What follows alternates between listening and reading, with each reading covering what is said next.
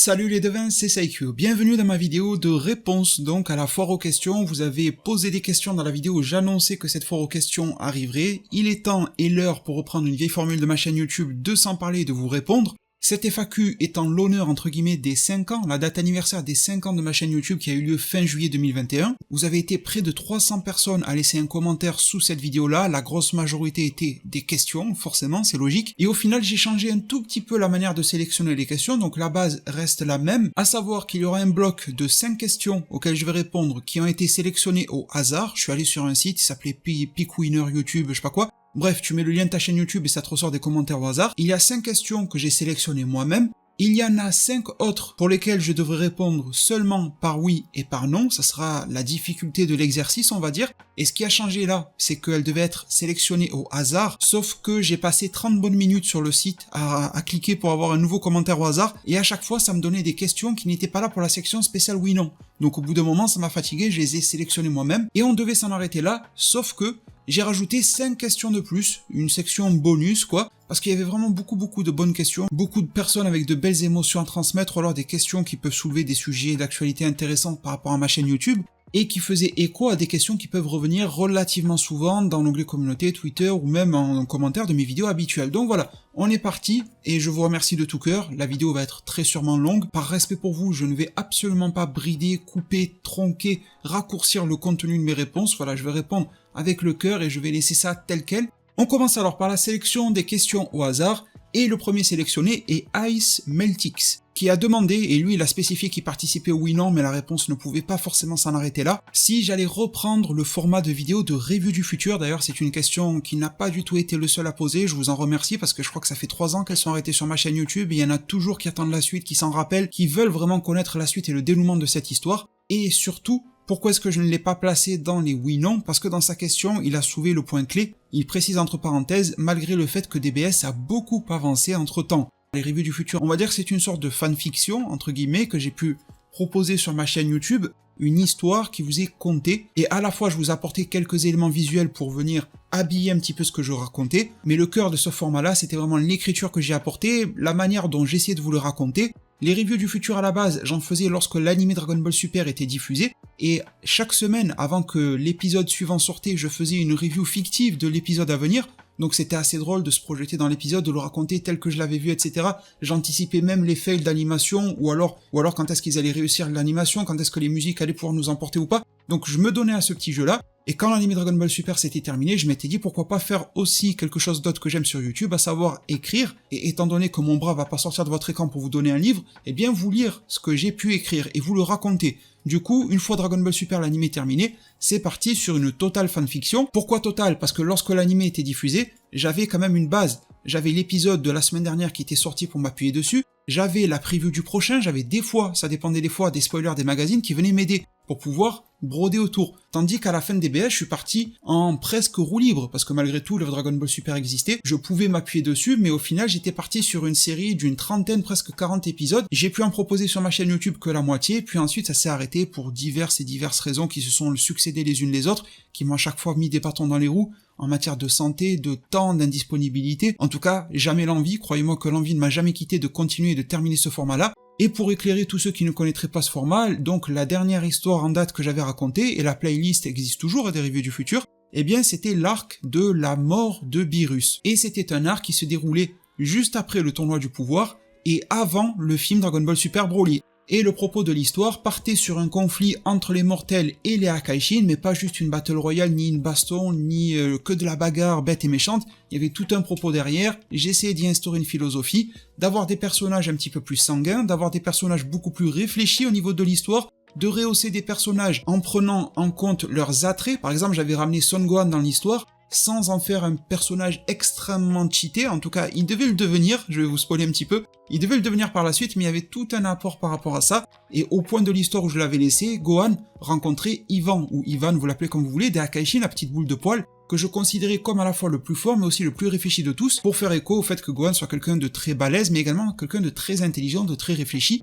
et leurs deux esprits se rencontraient pour pouvoir, pourquoi pas, trouver un dénouement à la querelle qu'il pouvait y avoir, avec des grosses bastons bien sûr, entre Vegeta et Jin, l'homme poisson, etc. Il y avait pas mal d'actions, mais également en marge, il y avait beaucoup de propos qui étaient développés, et il y avait tout un lore au Hakaishin que j'étais en train d'apporter. J'avais commencé à apporter tout un lore à Kitera, la Hakaishin Suri, à Biruse Champa, à Ramushi, etc. et d'autres étaient prévus aussi sur la liste. J'avais proposé aussi la forteresse des Hakaishin qui était leur lieu de repère avec une barrière de Hakai qui les entourait. Notre groupe de mortels devait s'y rendre et devait pénétrer cette barrière de Hakai pour pouvoir se confronter aux Hakaishin. Donc il y avait beaucoup de choses à l'intérieur de ces histoires-là, et de vous en parler là, ça me donne encore plus envie de vous apporter la suite. Du coup, vas-tu reprendre les reviews du futur? Je ne pourrai pas te répondre directement, ni vous répondre directement avec un oui-non, mais j'ai une extrême envie que ça soit oui. Je veux vraiment que ça reprenne, quitte à ce que ça soit un gros épisode final qui doit résumer en quelque sorte, quitte à zapper quelques points, les 15 autres derniers épisodes qui devaient arriver, mais il faut vraiment que je vous partage ce que j'avais sur le cœur par rapport à cet arc-là, et au moins que vous sachiez, pour ceux qui avaient suivi le format, comment ça devait terminer. Hormis les barrières personnelles du style santé, manque de temps disponible, etc., qui sont toujours présentes aujourd'hui, comme tu le soulignes dans ton commentaire, et pour conclure sur ta question, il y a quand même un petit souci aujourd'hui, c'est que DBS a beaucoup avancé entre-temps. Je ne sais pas si ça vous intéresserait toujours, de manière aussi nombreuse qu'à l'époque, d'avoir une histoire fictive, Dragon Ball Super, même si elle est racontée avec le cœur, elle est fictive, mais surtout une histoire qui restera cantonnée au niveau de pouvoir que les personnages, Goku, Vegeta, Gohan, etc., entre le tournoi du pouvoir et entre le film Dragon Ball Super Broly, pas plus, pas moins. Est-ce que tout cela peut toujours vous intéresser aujourd'hui? Voilà, je suis pas un robot, je suis pas Terminator, je suis humain, j'ai aussi des doutes, et je me demande si le format pourrait vous intéresser ou si ça serait une catastrophe et un fiasco. Donc en tout cas voilà, une énorme volonté que ça revienne, et je vais faire tout ce qui est en mon possible pour qu'elle reprenne vie sur ma chaîne YouTube, et surtout pourquoi pas avoir un nouveau projet indépendant de celui de l'arc Mort de Beerus, lié aux revues du futur qui pourrait voir le jour, mais pour être honnête, et voilà, pour conclure sur la thématique, ma propre morale fait que je ne pourrais pas, entre guillemets, vous regarder droit dans les yeux, vous m'avez compris quand je dis ça, en venant vous apporter une nouvelle histoire type revue du futur, un nouveau projet, alors que je n'ai pas conclu le précédent. Si vraiment je vois que l'ancien est interminable, j'en lancerai un nouveau, mais bon, dans l'idéal, j'aimerais terminer l'ancien pour démarrer un nouveau.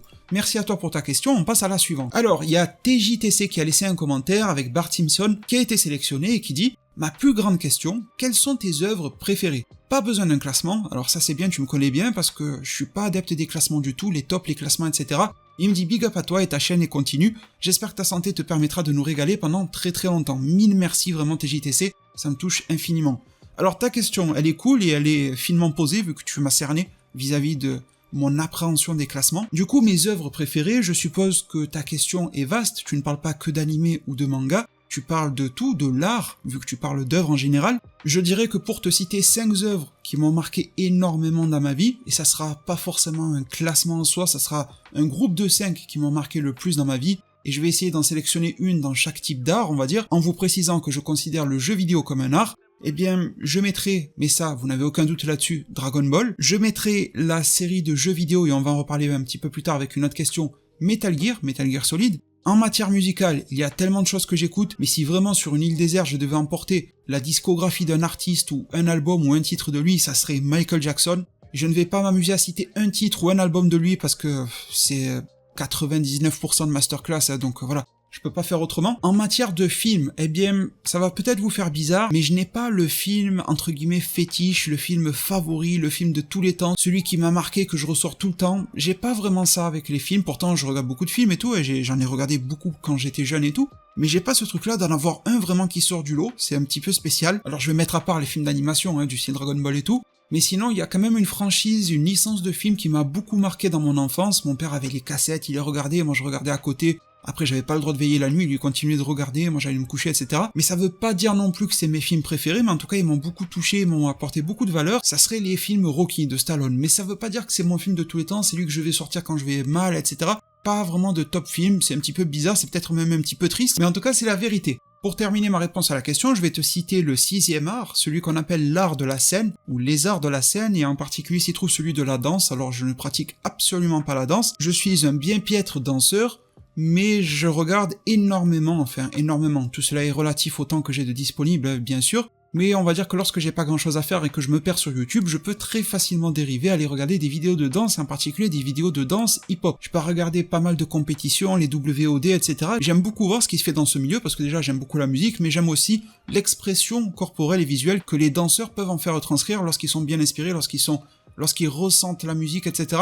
Il y a vraiment une osmose qui se dégage et ça se ressent directement lorsque l'on regarde. Donc encore une fois, pas de danseur particulier, ni de compétition particulière, mais ça te donne un ordre d'idée à peu près des choses que je kiffe bien vis-à-vis de l'art. Tu m'as parlé d'œuvres, j'ai élargi au terme d'art, je pense que ça répond à peu près à ta question, du moins je l'espère et merci à toi. Question suivante qui a été sélectionnée au hasard par Bingo12, qui me demande si je pense faire des vidéos One Piece. J'en ai déjà fait, mais j'en ai fait très peu, je te le concède. J'ai fait la vidéo de review de Stampede, et lorsqu'il y aura un nouveau film One Piece qui sortira, je proposerai sûrement ma review. Mais après passer sur un engagement quotidien, hebdomadaire, etc., voire même mensuel, non. C'est-à-dire faire des reviews des chapitres, chaque chapitre, de chaque épisode, de la théorie, etc. Non. Tout simplement pour la simple et bonne raison que je ne suis pas assez assidu dans mon suivi de l'œuvre et pas assez fan de l'œuvre pour pouvoir me sentir légitime en vous en parler. Si je vous parle d'une œuvre, ce n'est pas parce qu'elle cartonne ou parce qu'elle vous plaît en masse, etc. Comme ça a pu être le cas pour Demon Slayer, Shingeki no Kyojin. Est-ce que vous m'avez vu m'engouffrer dans ces animés ou ces mangas qui ont eu ou qui ont toujours une hype énorme? Non, je le fais pas. Des fois, il y a des gens qui me disent « Mais pourquoi tu fais des reviews de Super Dragon Ball Heroes alors que tu pourrais parler du dernier chapitre de One Piece qui est ouf ?» Bah juste parce que, désolé, mais Super Dragon Ball Heroes, je le suis depuis 11 ans et ça m'intéresse plus que One Piece. Je suis pas en train de vous dire que c'est meilleur, mais je suis juste en train de vous dire que personnellement, j'y trouve plus mon compte. Et je pense que c'est à la fois une manière d'être honnête envers vous et envers moi-même. Donc, des vidéos One Piece, il y en aura sûrement à l'avenir, mais très peu, comme il y en a eu jusqu'à présent. Et ce n'est pas un secteur, un créneau, appelez ça comme vous voulez, qui m'intéresse, et ce n'est pas quelque chose qui m'intéresse de faire aujourd'hui. Il y a Kikojiro avec sa Pépé Zelda qui m'a laissé un commentaire qui souhaite un joyeux anniversaire aux 5 ans de ma chaîne et je t'en remercie infiniment. Et sa question est, en dehors des mangas, on sait que tu aimes aussi les jeux vidéo, quels sont tes jeux préférés? Je vais répondre bien sûr vis-à-vis de jeux vidéo all-time de tous les temps, qu'est-ce que j'ai pu préférer, pas juste les jeux du moment, mais malgré tout je vais essayer d'avoir une réponse, encore une fois je vais essayer d'en citer 5 et je vais essayer de citer sur différentes époques. Parce que sinon, j'aurais vite tendance à jouer la carte de la nostalgie, à vous citer 2 jeux de Sega Mega Drive, à vous citer 2 jeux sur PlayStation 1 et un autre sur PlayStation 2, et on va rester quasiment sur la même époque, et ça serait un petit peu relou. Donc je vais essayer de vous parler des jeux vidéo qui ont pu me marquer à différentes étapes de ma vie. Alors, numéro 1, ça c'est sûr, il est numéro 1, les autres, il n'y a pas de classement, c'est la saga Metal Gear Solid. Je trouve que c'est une œuvre absolument incroyable. C'est en jouant en Metal Gear Solid que j'ai compris que le jeu vidéo pouvait être de l'art et est de l'art, et il y a vraiment tout que j'ai apprécié dans ces jeux-là. Que ça soit le charisme des personnages, en particulier dans la lignée des Snake bien sûr, que ça soit par l'ingéniosité d'Hideo Kojima dans sa manière de faire du jeu vidéo, dans sa manière de s'inspirer de films, mais sans pour autant nous faire un Heavy Rain, avec tout le respect que j'ai bien sûr pour ces jeux,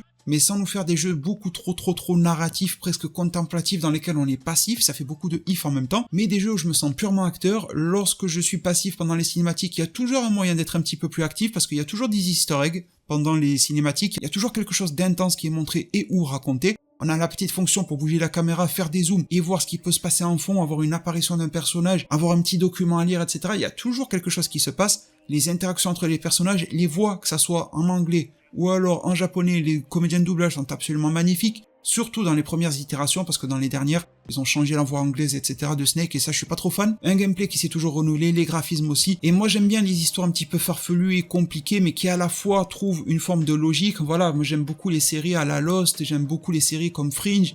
Là, récemment, pour parler grand public, il y a eu la série Loki, il y a eu la série Wanda. Eh bien, je préfère pas mal la série Wanda à Loki parce que je trouve que la série Wanda, elle était beaucoup plus casse-tête que Loki, même si Loki s'est donné un gros casse-tête avec les trucs temporels. Mais j'aime bien, voilà, tous ces mystères à creuser, ce genre de choses, et Metal Gear Solid me l'a donné, plus en répondant aux mystères, avec les patriotes et tout. Enfin voilà, il y a vraiment des trucs de fou à l'intérieur. Des personnages qui ont des quadruples rôles, pour ne citer que Revolver Ocelot. Les boss dans chacun de ces jeux, c'est quelque chose avec lesquels j'ai du mal dans les jeux vidéo, c'est les boss. Déjà parce que je trouve que le challenge est du faux challenge, et parce que je les trouve jamais très classe. C'est soit des gros monstres ou des trucs un petit peu bizarres. Resident Evil 8 en est un bel exemple. Les boss sont intéressants avant qu'ils soient des boss, mais à la fin ils se transforment en monstres, en bêtes, en machin. C'est souvent ça dans le jeu vidéo, un peu trop ça même, et encore plus de manière contemporaine et récente, et Metal Gear Solid arrive à toujours proposer des boss qui sont juste incroyables dans la manière dont ils nous abordent, dont on peut les attaquer, dont on peut leur régler leur compte de plusieurs manières. Il y en a qu'on peut même vaincre avant même le combat de boss, et du coup il n'y aura pas le combat de boss après, mais ça fallait le savoir. La signification des noms des personnages, enfin tout est travaillé, tout est soigné. C'est une orfèvrerie absolument incroyable et j'adore. Bon bref, on va aller un petit peu plus vite sur les 4 autres jeux. Alors en 2, je vais gruger un petit peu en mettant les jeux vidéo Dragon Ball. Il y en a énormément que j'apprécie, mais ils m'ont beaucoup marqué au travers de différentes époques, avec des jeux sur la Game Boy Color, Game Boy Advance, sur PlayStation 1, PlayStation 2, sur Mega Drive, sur Xbox 360, plus récemment avec des Kakarot, etc. Bon, il y a énormément de jeux Dragon Ball qui m'ont touché, et je vais les mettre dans un sac parce qu'au final, ça reste des jeux sur une licence, même si la qualité n'est pas toujours au rendez-vous, et on se rappellera du Dragon Ball Taiketsu sur Game Boy Advance, qui est absolument imbuvable. Troisième jeu, et celui-là j'y joue même sur ma chaîne YouTube, c'est Dead by Daylight. Ça a été une surprise ce jeu-là, ça a été une découverte absolument incroyable. J'ai découvert en 2016 par des youtubeurs qui l'ont popularisé. Il y avait quelques youtubeurs français qui s'y intéressaient, et plutôt avec l'aspect humour. Je me rappelle, il y avait le Blédard, il y avait Prince, il y avait Snaku, etc. qui faisaient pas mal de vidéos sur ce jeu-là. Et je crois qu'à l'époque, de manière mainstream, c'était à peu près les seuls à avoir popularisé le jeu. On a eu Squeezie Gaming une fois qui est allé dessus, mais ça n'a pas duré très longtemps. Bon. Et du coup, ça m'avait permis de prendre mes marques avec ce jeu parce que je suis pas du tout un fan d'horreur, ni de jeux d'horreur, ni de, voilà, ce genre de choses, de films d'horreur, ni de lecture d'horreur, etc. Dès que c'est le thème de l'horreur, normalement, je fuis. Et là, j'ai pu l'aborder avec des youtubeurs qui me l'avaient montré avec humour, sans forcément avoir un gros niveau, c'était plus pour de la rigolade qu'autre chose. J'avais commencé à capter le système de jeu, le fait que ça soit full online, qu'il y ait 4 survivants et un tueur qui soient tous contrôlés par une vraie personne, ça m'a aussi beaucoup plu. Ça me plaisait beaucoup plus que d'avoir quelque chose de scripté, de scénarisé, quelque chose qui va te jumpscare juste parce que l'ordi l'a prévu. Il y a une notion de stratégie dans Dead by Daylight, c'est un espèce de cache-cache horrifique au final. Si on enlève le skin horrifique, c'est un tout autre jeu. Et c'est un jeu auquel je prends plaisir de revenir. Presque hebdomadairement, c'est le cas depuis 2017. Et mon envie d'y jouer ne s'est pas estompée, donc c'est vraiment quelque chose que je dois mettre dans mon top. Je vais mettre également en quatrième Gears of War. Alors ça va pas du tout parler à tout le monde parce que la licence est devenue presque... Attention, c'est pas du tout la mort, mais c'est presque devenu une purge. Quand on a connu l'heure de gloire et l'âge d'or de Gears of War, cette licence qui est un TPS, avec un mode solo, plusieurs modes multi, dont notamment du PVP, forcément c'est ça qui m'intéressait le plus. Les modes solo ont toujours été sympas parce qu'il y a de la coopération, etc.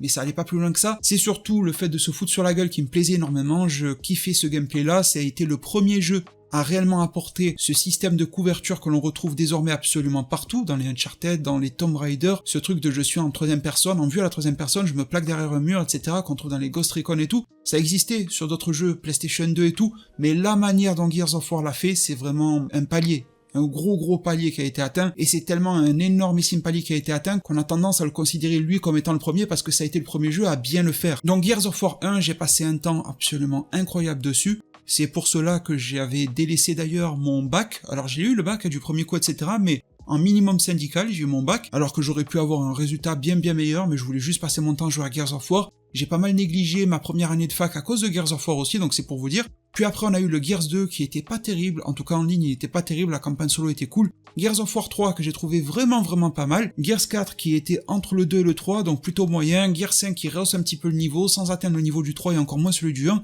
Et puis la formule commence un petit peu surtout à s'essouffler depuis les années. Le jeu est sorti le premier en 2006, on est en 2021, donc vous comprenez un petit peu pourquoi ça peut fatiguer parfois ce type de jeu-là, lorsque la formule ne change pas des masses. Des jeux vidéo qui m'ont marqué, il y en a eu vraiment des tonnes et des tonnes, mais il va falloir que je trouve un cinquième pour pouvoir te répondre, Kikojiro, et c'est difficile, franchement c'est très difficile, mais je pense que je mettrai et ça va faire écho à ta photo de profil, je pense que je mettrai les Legends of Zelda. Ils m'ont énormément marqué, je pense que mon préféré serait Ocarina of Time quand même, ouais, je pense que c'est lui, mais il y en a beaucoup d'autres que j'ai appréciés, et là c'est pour d'autres raisons que les jeux que j'ai cités, mais c'est l'ambiance, le côté féerique, la liberté que l'on y trouve, l'innovation, parce que je vous parlais d'innovation par rapport au système de couverture de Gears, Zelda a innové avec le système de lock, on pouvait locker un adversaire pour la première fois grâce à Zelda sur 64, et puis la saga arrive à se renouveler d'épisode en épisode, de console en console, elle arrive à s'y adapter, que le jeu soit en 2D, en 3D, qu'il mixe un petit peu les deux, qu'il se situe à tel niveau ou à tel niveau de la chronologie de Zelda, il y a toujours un moyen de nous accrocher, toujours un moyen d'avoir une nouveauté. Wind Waker a pour moi révolutionné Zelda aussi. Donc voilà, pour moi c'est un très gros morceau et c'est quelque chose qui a clairement marqué mon expérience de joueur. Pour terminer sur les questions qui ont été sélectionnées au hasard, on a Frédéric Nkaya qui pose une question avec une photo de profil de Son Goku face à Kaioshin qui a failli mettre un terme à Beerus s'il tuait Kaioshin à l'époque, et il me demande, et la réponse va être assez rapide, si je compte créer une chaîne Twitch. Alors ma réponse est oui, en tout cas j'ai compté créer une chaîne Twitch, elle est même déjà créée, je n'y fais rien du tout pour le moment. Il y a des petits assets de base qui y sont, mais il n'y a pas du tout d'émotes ou quoi que ce soit, parce que déjà je suis pas familier avec Twitch, mais j'avais fait le minimum syndical pour pouvoir démarrer, on va dire, et je comptais voir avec vous comment faire évoluer la chaîne, etc. Parce que je trouve que Twitch serait plus pratique sur de nombreux aspects. Déjà le principal, les droits d'auteur. Sur YouTube tu peux pas tout faire, sur Twitch tu peux faire beaucoup plus de choses, même si t'es pas libre de tout. Et s'il arrivait quelque chose de mal, de mauvais en matière de droits d'auteur, de réclamation sur une chaîne Twitch, j'aurais moins de peine au cœur que si c'était sur ma chaîne YouTube, qui est mon petit bébé que j'essaie de faire grandir depuis 5 ans, vous voyez ce que je veux dire. Et puis aussi parce que j'avais un projet de faire des jeux qui, oui, en matière de droits d'auteur, pouvaient être un petit peu litigieux, du style, je possède les jeux Dragon Ball Z sur PlayStation 2, mais en version japonaise, en particulier les Tenkaichi, parce que c'est ma version préférée, qui permet le 60 Hz, à l'époque, quand on avait les télés cathodiques, mais surtout qui inclut les musiques originales japonaises. et balancer ça sur YouTube, ça aurait pas fait bon ménage. Sur Twitch, si ça se prend un claim ou je sais pas quoi, je m'en foutrais un petit peu. J'ai aussi des jeux non officiels Dragon Ball que j'ai pu acheter dans des marchés, dans divers pays du monde, etc., que j'aurais bien aimé vous partager sur Twitch, mais les amateurs qui ont fait ces jeux-là, ils ont mis des musiques officielles DBZ aussi. Et puis j'aurais aimé faire beaucoup d'autres trucs, des jeux Nintendo, etc., qui sont un petit peu difficiles à passer aussi. Mais il y a beaucoup d'autres raisons aussi qui me poussent, enfin qui me donnent envie d'aller sur Twitch, comme notamment le fait de pas vous casser la tête avec 25 millions de notifs gaming. Pour le moment, ça me dérange pas de vous envoyer des notifications parce que je suis en live sur Dead by Daylight. Depuis les années où j'en fais sur ma chaîne, vous êtes habitués. Les personnes qui trouvent ça cool viennent. Ceux qui s'en foutent, bah ils sont pas là à rager parce qu'ils ont une notif Dead by Daylight, juste ils cliquent pas, ils ignorent et puis voilà. Donc c'est cool, voilà, on a trouvé un terrain d'entente. Mais je me dis que si à la moindre sortie jeu vidéo, j'envoie une notif sur YouTube pour dire je suis en live dessus,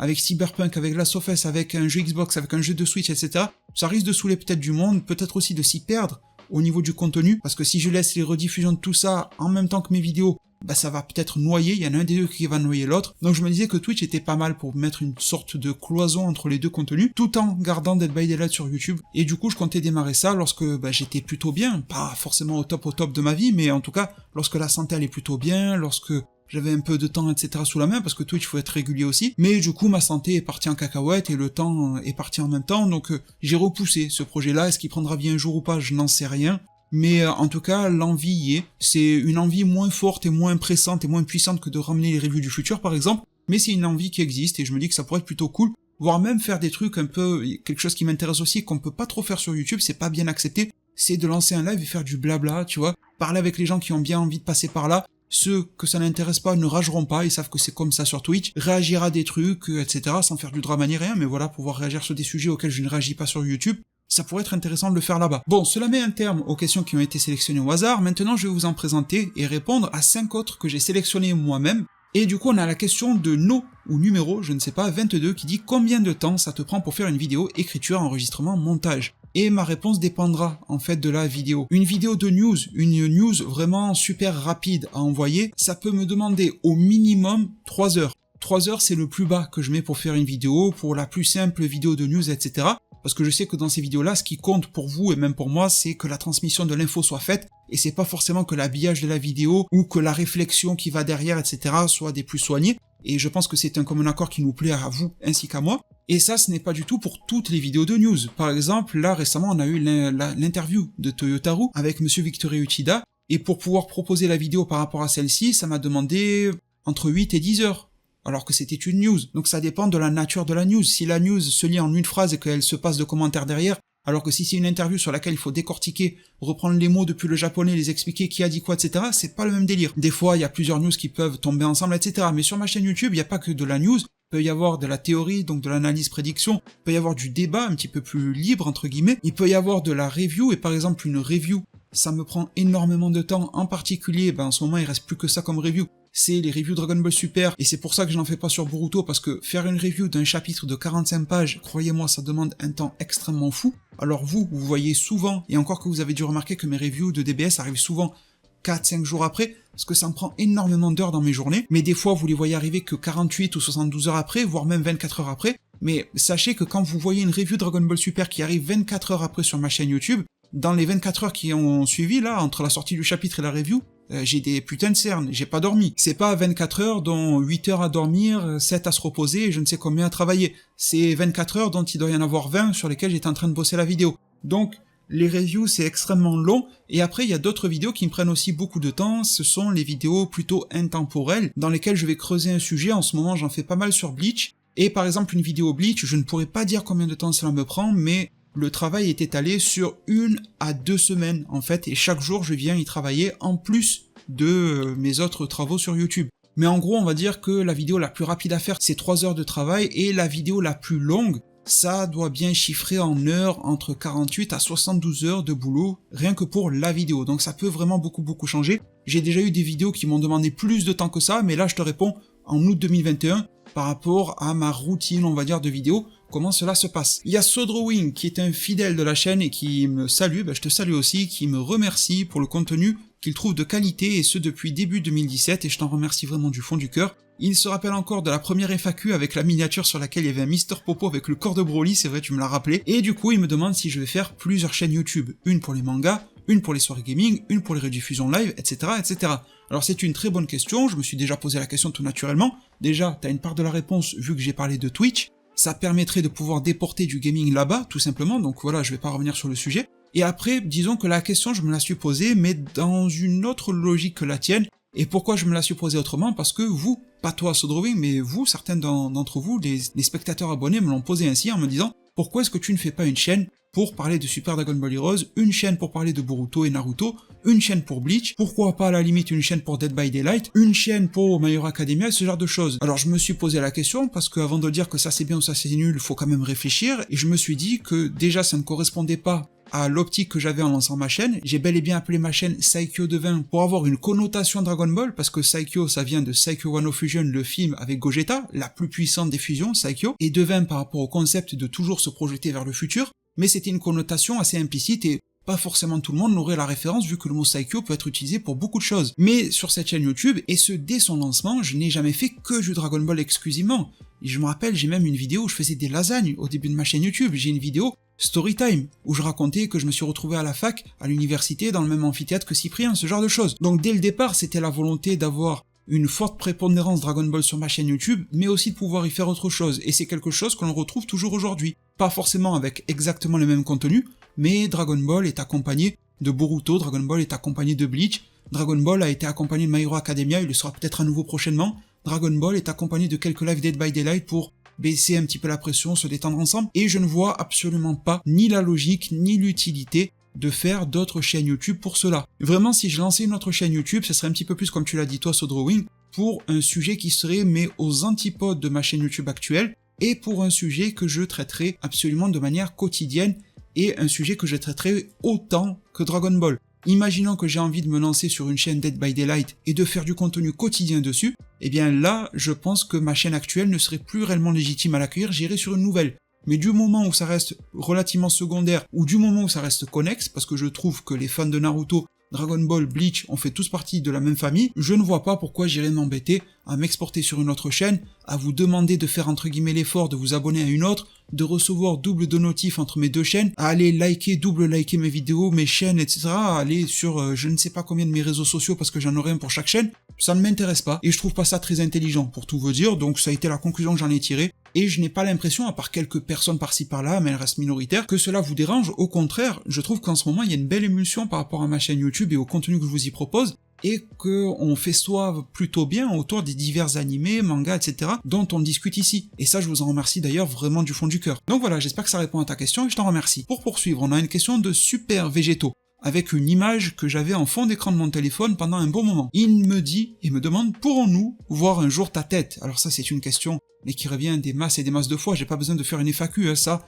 Dès que je fais une vidéo, un post, onglet communauté YouTube et tout ça, la question de est-ce qu'on va voir ta tête un jour revient tout le temps, et ma réponse ne change pas par rapport à celle que j'ai déjà donnée, c'est que même là, pour le moment, 5 ans après, je n'ai pas spécialement l'envie de montrer ma tête, ni le besoin, je ne l'exclus pas, je me dis pas que ça ne se fera jamais, donc peut-être qu'un jour vous la verrez, mais je n'ai pas de trucs prévus. Je sais qu'il y a des gens aussi, avec tout le respect que j'ai pour eux bien sûr, mais qui s'inventent un petit peu des trucs du style « Ah ben t'as passé 150 000 abonnés, donc tu nous avais dit que pour les 150K tu montrerais ta tête, mais j'ai toujours pas vu. » Alors que moi j'ai jamais rien annoncé, j'ai jamais dit pour les 150K il y aura ma tête ou quoi que ce soit. D'ailleurs merci énormément, hein, pour les 150K on se rapproche des 170 aujourd'hui, c'est un truc de fou. Mais du coup non, il n'y a pas de palier d'événements prévus pour montrer ma tête, mais je me dis que ouais, ça pourrait arriver un jour, mais en même temps, ça a été un pari pour moi de démarrer YouTube sans montrer mon visage. YouTube quand j'ai commencé c'était très différent de ce que c'est aujourd'hui, et si à l'heure actuelle en 2021, montrer sa tête sur YouTube, c'est très important. À l'époque, c'était presque un prérequis obligatoire pour lancer sa chaîne YouTube ou pour réussir sur YouTube. Attention, je suis pas en train de dire que j'ai réussi, mais on va dire que je suis sorti de l'ombre des 0 abonnés avec lesquels j'avais commencé. Voilà, je pense que ça reste assez correct comme ça.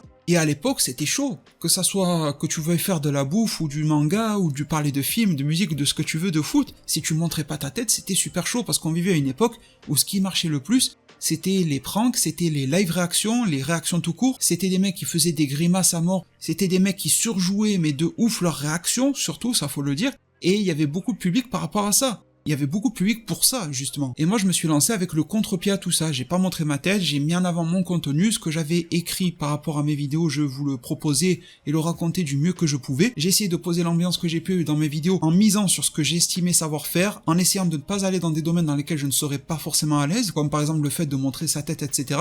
Je m'étais dit que plutôt que d'essayer de jouer avec les cartes des autres, autant essayer de jouer avec mes propres cartes, de poser un jeu que je connais, entre guillemets, ou en tout cas dans lequel je me sens serein, et de voir si ça prend ou pas, et puis je n'avais plus rien à perdre. Donc c'est ce que j'ai essayé de faire, et je vous remercie infiniment parce que vous avez été là, vous ne m'avez pas délaissé ou quoi que ce soit pour le simple motif que je ne montrais pas mon visage, et je vous en remercie du fond du cœur. Et je trouve qu'aujourd'hui, déjà ça s'est un petit peu plus démocratisé sur YouTube, bizarrement. On aurait pu croire que ça irait encore plus dans l'extrême. Limite, en 2021, tout le monde serait à poil sur YouTube et te montrerait ses échographies pour que tu puisses voir à l'intérieur de son corps, maintenant que t'as bien vu tout à l'extérieur. Non, maintenant on a un petit peu plus rétrogradé. Je sais pas si vous avez remarqué, il y a de plus en plus de contenu où les gens vous montrent leur tête au début et après c'est de la voix off. Il y a beaucoup de vidéos avec des vidéastes très connus, d'ailleurs on est beaucoup moins dans le prank, dans le live réaction et tout ça. Aujourd'hui il y a beaucoup plus de vidéos à portée éducative et j'aime beaucoup ça, tout en restant du divertissement. Et ces vidéos-là vont être totalement en voix off et ça va marcher très très bien parce que la personne arrive à poser une ambiance avec ce qu'elle raconte, avec ce qu'elle montre, avec ce qu'elle a à détailler, avec ce qu'elle est, sincèrement, et non pas avec ce qu'elle essaye d'être ni de paraître. Alors des youtubeurs qui jouent un rôle et qui sont dans le paraître, ça reste quand même majoritaire aujourd'hui, attention. Mais je trouve que la tendance est légèrement en train de s'inverser, même si à côté on a d'autres plateformes qui ne viennent pas nous aider, avec les TikTok, etc.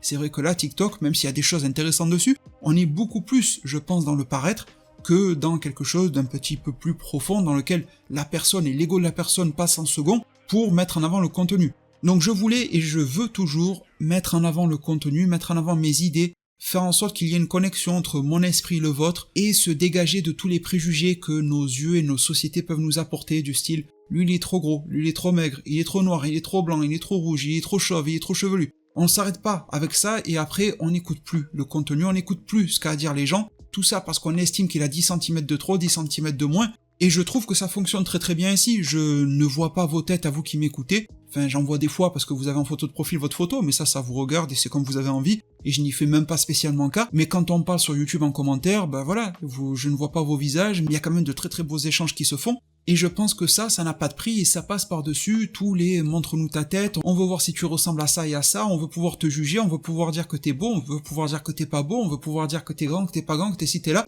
Je pense que ça c'est futile, et je pense qu'il faut qu'un maximum de personnes l'intègrent. Et je te remercie pour la question numéro 3 bien sûr, mais la question numéro 4 provient de Lord Gogeta, et j'ai groupé 2 questions qu'il a faites parce qu'elles sont vraiment connectées. Première, quelles ont été les meilleures collaborations que tu aies pu faire? Deuxième, quelles sont les collaborations que tu aimerais faire? Alors ça serait totalement dénigrant et même irrespectueux et ingrat de dire « Ah avec tel youtubeur c'était une meilleure collaboration qu'avec les autres ou avec un tel ». Je ne vais pas rentrer dans ça. Et je remercie infiniment toutes les personnes qui ont répondu présentes à l'appel de mes invitations, que ce soit pour une vidéo, pour un live, ou ce genre de choses sur ma chaîne YouTube, vraiment, merci infiniment à tous. Il y a quand même des collaborations qui n'ont pas forcément été les meilleures, mais qui m'avaient beaucoup apporté humainement, et j'aimerais pas forcément refaire le même format, mais quelque chose dans le même état d'esprit. J'avais créé un format à l'époque, et pourtant j'avais pas des masses d'abonnés, mais qui s'appelait la collab. Dans ce format-là, je faisais venir des youtubeurs qui avaient encore moins de visibilité que moi, pourtant moi j'en avais pas énormément, je devais être, je sais pas moi, 20 000 abonnés, un truc comme ça, mais tout ça pour dire qu'eux ils en avaient 100, 200, et voilà, c'était encore plus dur pour eux que pour moi. Et étant donné que j'avais traversé le désert dans lequel eux-mêmes se trouvent actuellement, j'avais envie de leur tendre une main, et parce que je savais aussi que les youtubeurs au-dessus de moi ne le feraient pas. Du coup c'est quelque chose que j'ai fait et qui m'a fait personnellement beaucoup de bien parce que, et je suis pas en train de vous jouer du violon avec ça, mais quelque chose qui me fait très plaisir dans la vie, c'est de pouvoir faire plaisir aux autres. Et du coup, j'ai pu leur faire plaisir, j'ai pu, entre guillemets, les aider. Sur le moment, en tout cas, ils en étaient contents. Après, peut-être ils se sont dit c'était nul, j'en sais rien, moi, ils pensent ce qu'ils veulent. Mais en tout cas, c'est un format que j'ai beaucoup aimé faire, et d'avoir pu tendre la main à quelqu'un, c'est quelque chose que je n'ai pas forcément les moyens de faire, que ça soit financièrement, faire des dons à des associations et tout. Et je fais des dons à des associations, mais voilà, j'ai pas énormément déjà d'argent pour moi-même, donc c'est difficile de donner. Et du coup, là, c'était un moyen pour moi d'aider d'une autre manière que directement financièrement, encore que ça aurait pu leur apporter financièrement s'ils avaient continué YouTube, mais ils en ont décidé autrement, et ça y a pas de souci. Et quelle collaboration aimerais-tu faire? Eh bien j'aimerais beaucoup faire, déjà retrouver les amis qui viennent sur ma chaîne YouTube, vidéastes, etc. Donc ça c'est un gros plaisir de pouvoir remettre sur la table de nouveaux sujets avec eux. J'aimerais pouvoir accentuer une petite dynamique que j'ai instaurée récemment avec l'interview de Sanda, animateur chez Toi Animation au Japon, l'interview de Monsieur Philippe Ariotti, Piccolo Freezer en français, qui est passé sur ma chaîne YouTube et on a pu discuter Dragon Ball et d'autres sujets avec lui. J'aimerais pouvoir faire beaucoup plus de collabs comme ça, et si un jour ma chaîne YouTube grandit suffisamment, un type de collaboration que j'aimerais beaucoup faire, c'est un autre niveau, mais c'est de pouvoir embaucher au moins quelqu'un. Étant donné que sur YouTube tu es entrepreneur, tu as ton entreprise, j'aimerais beaucoup que mes revenus s'élèvent, non pas au rang de reine comme Dadju, et qui s'élèvent même pas pour me faire des festins de roi comme El Pueblo avec tout l'argent que j'aurais gagné, mais pour pouvoir permettre à quelqu'un d'autre de gagner sa croûte, vous voyez ce que je veux dire, de pouvoir donner à quelqu'un un salaire décent, de pouvoir moi vivre correctement, de faire du bien à mes proches, à mon entourage et tout ça, et également d'avoir suffisamment de moyens pour embaucher quelqu'un, lui permettre de vivre et lui-même d'avoir une vie décente. Je trouve que ça serait un accomplissement en matière de collaboration. Peut-être que ça n'arrivera jamais, mais en tout cas j'aimerais beaucoup. Et des youtubeurs qui embauchent des gens, il y en a, mais c'est vrai qu'ils sont souvent à un niveau en matière de visibilité bien plus élevé que le mien. Dernière question de cette section de la part de Arca, qui m'envoie un gros message de force et je t'en remercie du fond du cœur, et qui me demande comment j'aborde mon planning dans la semaine. Donc je pense y avoir déjà en fait un petit peu répondu avec la question qui précédait il y a 2 ou 3 questions en arrière, mais on va dire que j'ai 3 niveaux de planning, on va dire que j'ai un planning à l'année, parce qu'il faut que je pointe du doigt où sont tous les gros événements de l'année par rapport au secteur d'activité dans lequel j'évolue, avec là il y a telle convention, là il y a la Jump Festa, là il y a ci, il y a ça, il y a ça. Ensuite j'ai un niveau un petit peu plus zoomé au mois, mensuellement comment je m'organise, et je sais que au niveau de la sortie des chapitres de Boruto DBS ça va beaucoup plus chauffer pour moi avant, pendant et un petit peu après. Je sais que sur d'autres périodes ça va être un petit peu plus calme, donc j'essaie de poser toutes ces périodes là, parfois sur le papier, parfois dans ma tête, ça dépend. Il y a beaucoup de choses pour lesquelles je préfère fonctionner de tête que de tout écrire, ça me permet de stimuler un petit peu mon cerveau, etc. Et ensuite il y aurait même 2 autres niveaux de planning, de planification. C'est la planification à la semaine, j'essaye d'avoir une visibilité, de poser, que ça soit dans ma tête ou sur un papier, comment va se dérouler ma semaine, qu'est-ce que je vais travailler tel jour et pour quel jour sortira la vidéo que je suis en train de travailler à ce moment-là, est-ce qu'elle est pour dans 2 semaines, pour la fin de cette semaine-là, pour juste le lendemain, voilà, tout ça est à définir. Et dernièrement, eh bien, j'ai le planning journalier quotidien à respecter. Alors ça, c'est la base, mais tu te doutes bien qu'elle évolue beaucoup étant donné que je traite de news, d'informations. Et que ces news-là, telles que leur nom l'indique, on ne peut pas savoir quand est-ce qu'elles vont tomber, ni à quelle heure, quelles seront la quantité d'informations à l'intérieur, etc. Et je dois accorder toute la planification que je viens de vous donner avec cette énormissime part d'aléatoire, parce que malgré tout, parler de news sur ma chaîne, j'ai pas calculé, mais je pense que c'est au moins 40 à 50% du contenu que je propose, je dirais 40, et ce que ça soit sur Naruto, sur Bleach, sur Dragon Ball Super, etc. Et il faut que j'assure, en vous apportant les informations le plus fraîchement possible, le plus rapidement et surtout le plus concrètement, avec la meilleure qualité d'expression possible de ces informations-là, pour qu'elles soient très claires et qu'elles vous parviennent le plus chaudement sorties du four, ce qui veut dire que si je suis en train de taffer la nouvelle vidéo sur Bleach et d'explication de tel personnage, il va falloir que je stoppe ce que j'avais planifié de faire aujourd'hui pour taffer la news sur Boruto, par exemple. Parce que je vais pas attendre 3 jours de terminer la vidéo Bleach pour vous parler de la news Boruto 3 jours plus tard. Là, tout le monde s'en foutrait, l'aurait vu ailleurs, et n'aurait plus envie de la découvrir vu qu'il l'a déjà découverte auparavant quelque part ailleurs. Donc il faut être dans ceux qui vivent là, et tu termines par jongler un petit peu entre ce que t'as prévu et ce qui peut sortir d'aléatoire. Dans l'ensemble, ça reste gérable, mais il y a quand même des périodes où ça peut être assez fou, surtout quand ça s'excite sur tous les plans.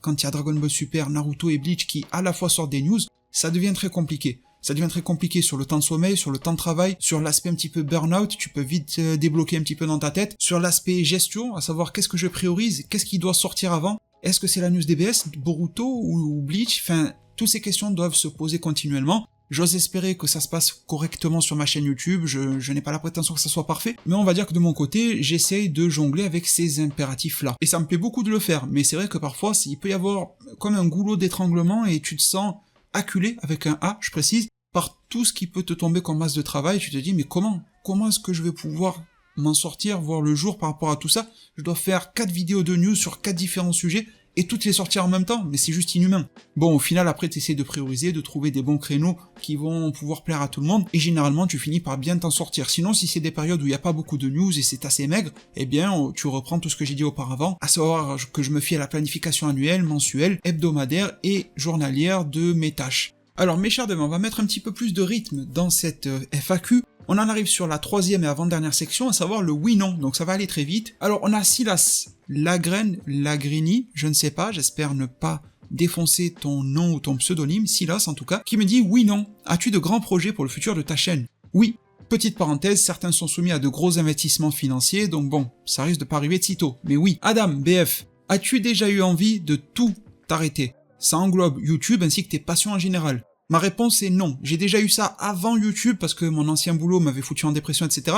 Mais sinon sur l'aspect YouTube passion, non. Chaos09, bonjour, Saikyo me dit-il, et bonjour à toi Chaos. J'espère que tu vas bien, mais j'espère de même. J'aurai une double question. C'est un oui ou non, sans devoir justifier ni rien. Est-ce que tu aurais envie de rencontrer certains de tes abonnés? Ma réponse est oui. Si oui, est-ce que tu ne le fais pas pour ta sécurité, toi et ta famille? Et il me précise qu'il pense connaître la réponse personnellement étant père. Bonne journée à toi, me dit-il, prends soin de ta famille et de toi. Prends soin également des tiens étant père de famille. Je vous souhaite à tous beaucoup de bonheur. Merci à toi Chaos. Alors réponse, oui, j'ai envie de rencontrer certains de mes abonnés. Est-ce que je ne le fais pas par sécurité? Eh bien en fait, ce n'est pas que je le fais pas, c'est que je le fais autrement. Avec le Covid, bon, je ne le fais pas, d'accord? Mais hors Covid, je n'allais pas dans les conventions ou ce genre de choses, ça c'est un fait. Et il y a aussi une part de protéger ma propre sécurité et celle de ma famille, de ne pas aller dans les conventions. Il y a d'autres raisons qui font que je ne vais pas dans les conventions, mais celle-ci en faisait partie. Mais je rencontre mes abonnés, mais je les rencontre différemment. Et je les rencontre non groupés. Je ne le fais pas en mode Jules César qui vient acclamer la plèbe et se faire saluer et se faire mousser, mais je les rencontre de manière plus intimiste, plus solennelle, entre guillemets, sans aucune critique vis-à-vis des autres qui font l'inverse, plus sincère, en tout cas plus sincère vis-à-vis de mes propres valeurs, ça ne veut pas dire que ce que font les autres est nul. Donc par-ci par-là, de temps en temps, je rencontre 1 ou 2 abonnés, et la plupart du temps, je finis par devenir bien pote avec eux, et on ne se perd pas de vue. Donc je préfère fonctionner ainsi. Question de Dinks ou Dinks8, as-tu débloqué le Bankai? Oui. Pour terminer sur cette section-là, AS Meltix, oui non, as-tu du mal à vivre de YouTube?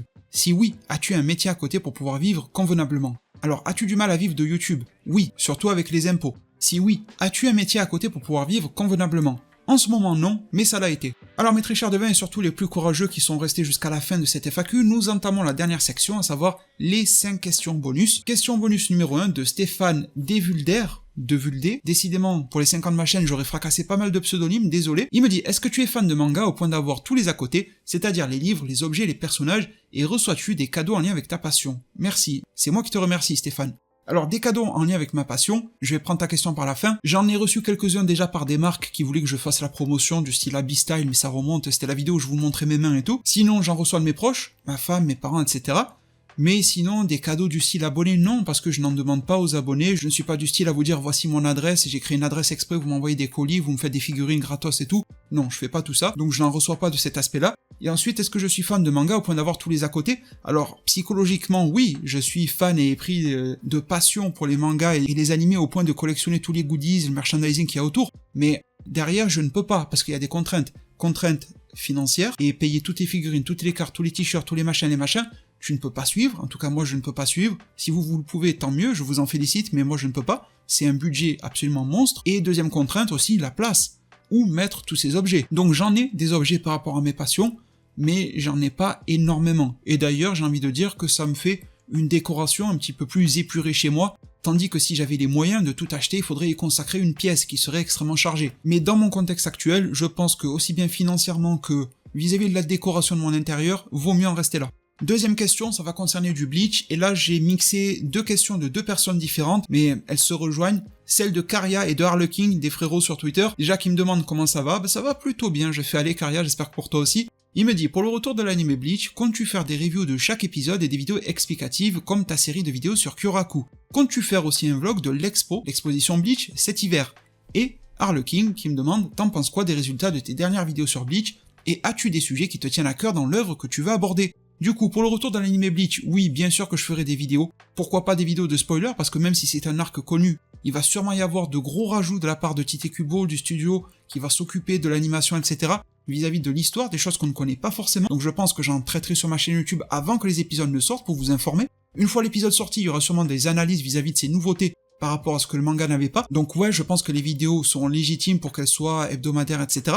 Ou slash, comme tu l'as dit, explicative, comme la vidéo de Kyoraku. Je pense que ouais, ça va se faire. Est-ce que je compte faire un vlog de l'expo cet hiver? Ça voudrait dire qu'il faudrait que je me rende à Tokyo, alors j'aimerais énormément, mais hormis la situation Covid avec les frontières c'est un petit peu chaud, mais financièrement, là, j'ai pas du tout le budget pour me rendre à Tokyo cette année, pour passer le temps nécessaire que ça soit sur l'expo Bleach, sur la Jump Festa, etc. Croyez-moi que le cœur y est, j'aimerais énormément y aller parce que c'est une ambiance, un truc que je kiffe, mais vraiment, partir en mode investigation dans ces salons et tout, c'est un truc assez incroyable.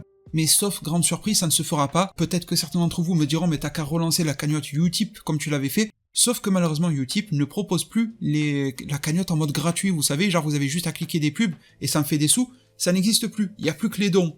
Et faire un appel aux dons pour me payer un voyage, même si c'est un voyage entre guillemets pro, qui va me permettre de créer des vidéos, je ne peux pas. Je ne peux pas me permettre de vous demander ça. Donc j'ai envie, mais c'est un projet qui est un non-projet. J'ai été obligé de l'abandonner avant même que l'œuf ne soit fécondé là. Et Harlequin qui m'a demandé, j'en pense quoi de mes stats sur les dernières vidéos Bleach? Bien j'ai envie de te dire que même si c'est pas le succès le plus fulgurant de la Terre, j'en suis quand même très heureux, parce que sur mes vidéos Bleach, il y en a une bonne moitié qui font des scores de fou, on va pas se le cacher, qui font des scores mieux que mes vidéos Dragon Ball Super, mieux que mes vidéos Boruto, qui dépassent les 100 000 vues, etc. Donc déjà je vous en remercie, c'est un truc de fou, j'étais super surpris. Et après t'as une autre moitié de mes vidéos Bleach qui font des scores, on va dire, entre passables à corrects, quoi. Et je m'en plains pas non plus, parce que je me rappelle que mes vidéos Boruto, ça a mis 3 ans pour qu'elles trouvent leur public, alors que mes vidéos Bleach, certes j'en faisais déjà depuis quelques temps, mais c'était très éparse. J'avais fait le live action Bleach, j'avais fait le live pour le retour de Bleach, etc. J'en parlais de temps en temps, mais c'était assez clairsemé. Mais de manière régulière, je fais du Bleach que depuis quelques mois, depuis moins d'1 an.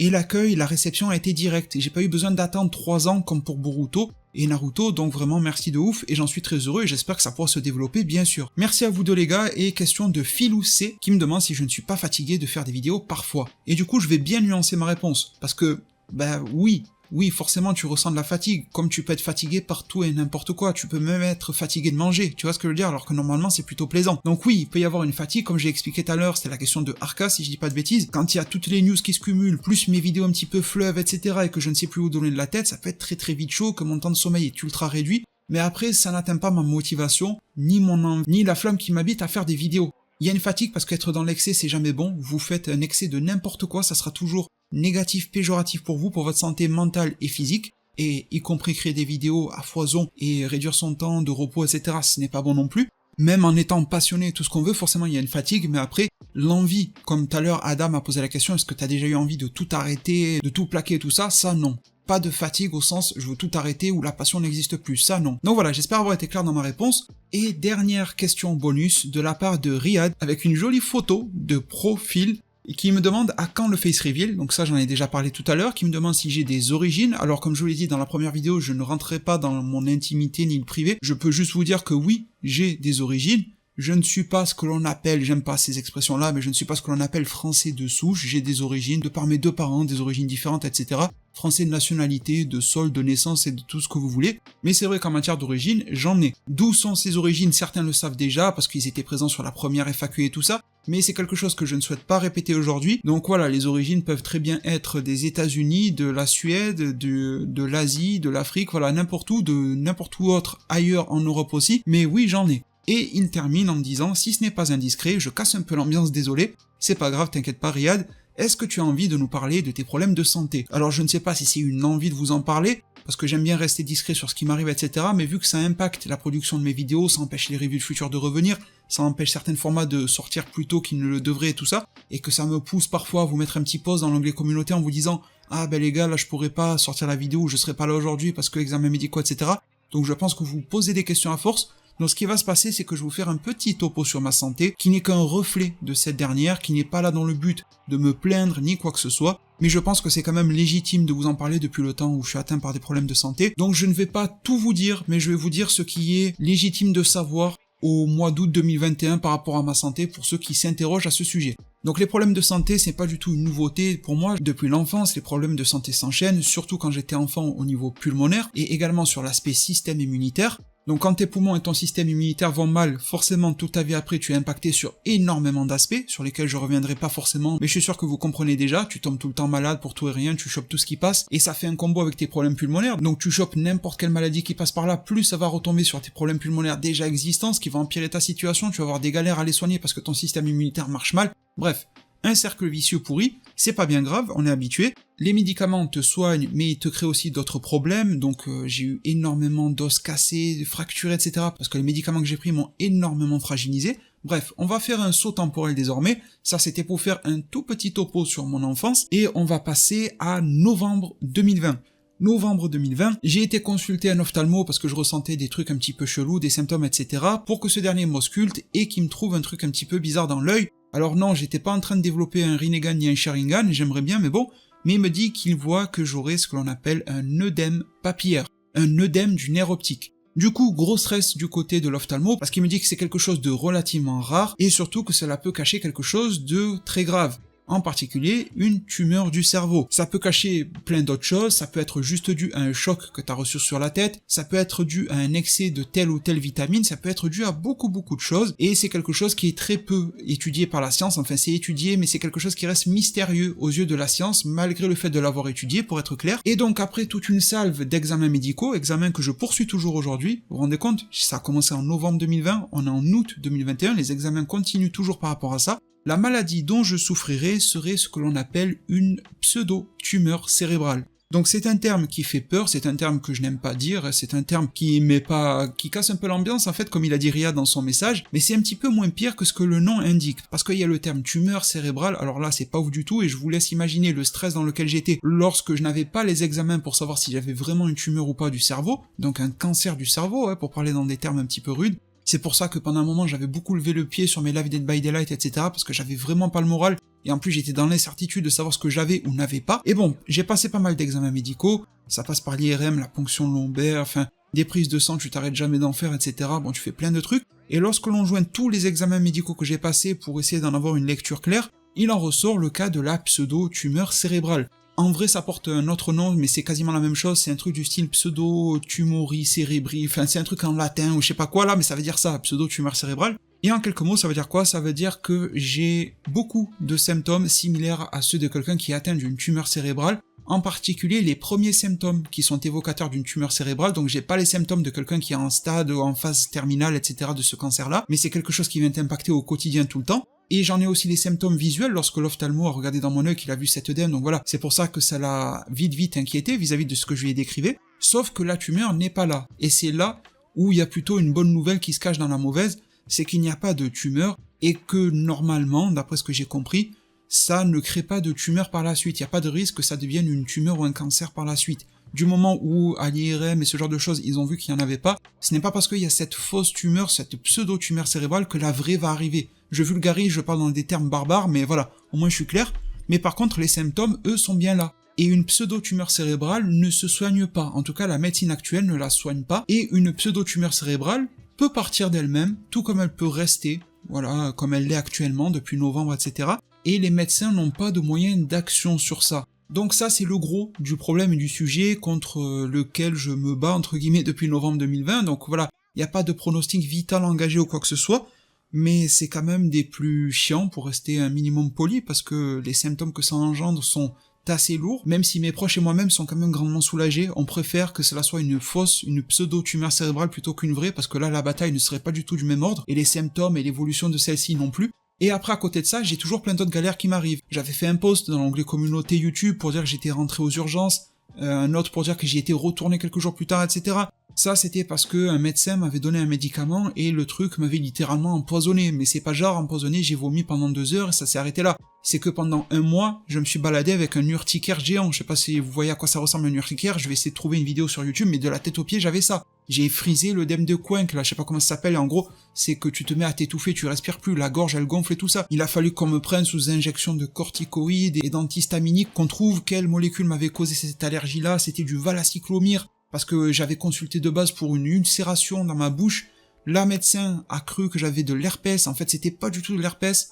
Après avoir fait une analyse, c'était juste un truc comme ça qui s'explique pas. Et du coup, le médoc qu'elle m'avait donné, le valacyclovir, m'a donné une putain d'allergie. Là, en ce moment, je me balade avec 2 bandages qui ressemblent à Goku quand il est à l'hôpital, là, entouré de bandages autour de lui. Et j'ai ces bandages-là au niveau des bras, je ne sais pas, je ne saurais pas trop vous expliquer comment. Je me suis littéralement pété les 2 poignets, j'ai beaucoup de mal à les bouger. Je ne sais pas comment cela a pu se produire, etc. Au moment de quel choc, parce que c'est ressorti plus tard. Donc voilà, j'enchaîne des choses qui viennent se cumuler au gros du morceau. Donc je vais pas rentrer dans le détail de toutes les petites merdes qui peuvent m'arriver au quotidien, ou de manière hebdo, ou mensuelle et tout ça. Il faudrait un weekly Shonen Jump pour vous en parler. Mais je pense que vous avez capté un petit peu le topo. Entre les faiblesses que je peux avoir depuis l'enfance et que je traîne toujours aujourd'hui, avec cette grosse galère qui m'arrive depuis novembre 2020, mais fort heureusement, la gravité n'est pas au top du top, et j'en suis vraiment reconnaissant, et d'autres choses qui viennent se greffer autour, qui peuvent m'envoyer aux urgences pour quelques jours, peuvent vraiment me ralentir, parce que là, avec mes douleurs d'avant-bras, de poignet, taper sur un clavier, ça peut être vite très difficile, donc voilà, ça vient me mettre des bâtons dans les roues, ça vient me prendre énormément de temps, parce que j'arrête pas de passer des examens médicaux, ça me bouffe beaucoup de mon énergie aussi mentale et psychologique, parce que ces examens à la chaîne, me fatiguent, voilà,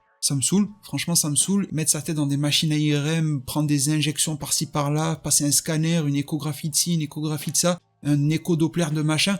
Bon, franchement, à force, ça me saoule, et surtout que ces examens, je les passe à répétition pour faire des contrôles, pour contrôler autre chose. J'arrête pas de me faire piquer pour des prises de sang. Bon voilà, fatigué de tout ça. Et puis voilà, mes très chers devins, comme l'a dit Riyad, je vais reprendre son expression. Désolé, je casse un peu l'ambiance, mais je voulais vous répondre, et je sais qu'à la fin de cette vidéo-là, il y aura vraiment que les ultimes fidèles de la chaîne qui seront là, et pas des gens que je vais saouler avec mes histoires de santé. Donc je pense, et j'espère que le message est passé. En tout cas, pour être sur une note bien plus heureuse, je vous remercie du fond du cœur pour les 5 ans sur YouTube. Si j'en suis là aujourd'hui, c'est grâce à vous. Merci pour cette force que vous m'accordez, sur les différents contenus que je peux proposer, sur la qualité de vos commentaires, sur le fait de parfois m'envoyer des jolis messages sur les réseaux sociaux, ce genre de choses. Vraiment merci du fond du cœur. Je ne savais pas trop quoi faire pour ces 5 ans pour les célébrer. J'espère que la FAQ vous aura plu. J'espère qu'elle aura répondu à vos questions. J'espère qu'elle n'aura pas été trop longue. Désolé pour cela. Merci vraiment du fond du cœur pour tout. On se retrouve très prochainement pour les contenus habituels et bien plus encore. Si jamais vous m'avez découvert par le biais de cette vidéo-là,